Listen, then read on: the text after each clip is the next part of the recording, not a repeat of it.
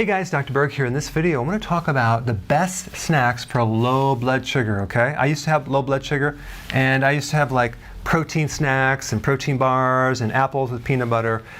Well, I don't recommend that anymore because every time you snack, you're going to worsen the problem. You're going to worsen the low blood sugar. You're going to become a real hypoglycemic, which is almost a pre-diabetes situation. So continuing to snack always makes it worse over time. Okay, we're going to talk about why.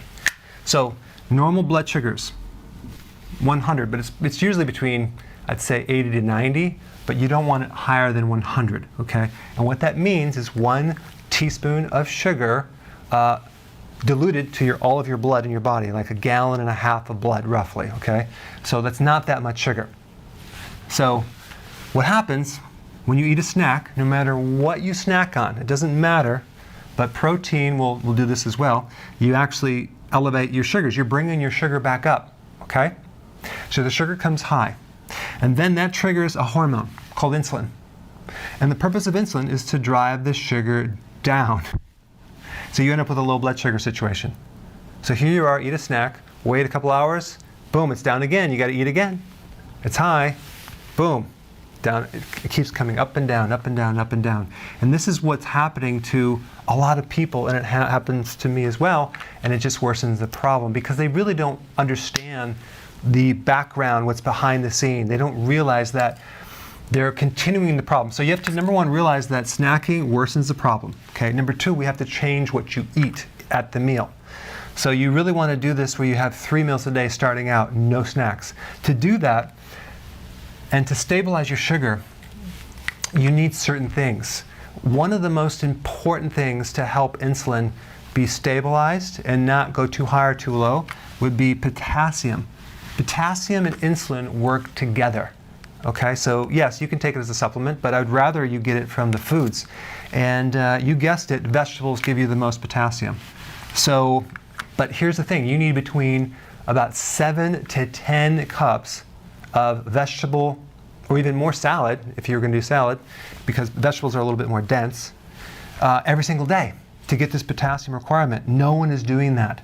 So they're going to have a hard time fixing this blood sugar situation. So potassium. So if you eat a meal, the first thing you do is you have your vegetable, your salad. Okay, so if I'm going to do, like I might do a kale shake, well, huge salad, I'll eat that first before anything else, okay? That's number one. So I have vegetables. I have a moderate amount of protein with each meal. Okay, that's like 3 to 6 ounces. Don't want too much because that could spike insulin as well. Just a moderate amount. But here's the thing that is missing too. If you do a lean piece of meat or a protein shake with vegetables, you're going to be starving because if you already have a blood sugar problem, it's only going to last like an hour or two. What you need to add to make this transition smooth, you need to add fat, okay? Like nuts.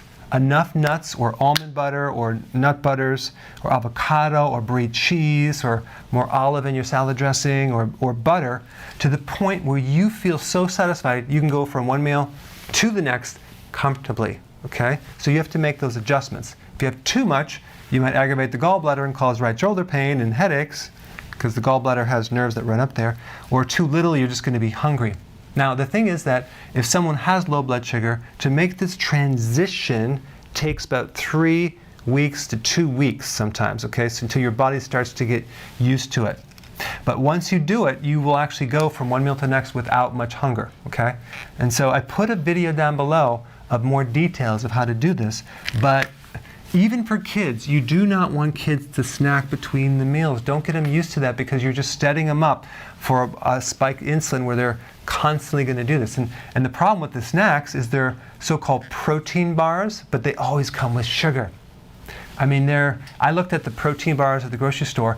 It's like all over the place. Everything is hidden sugars everywhere you go. What does that tell you?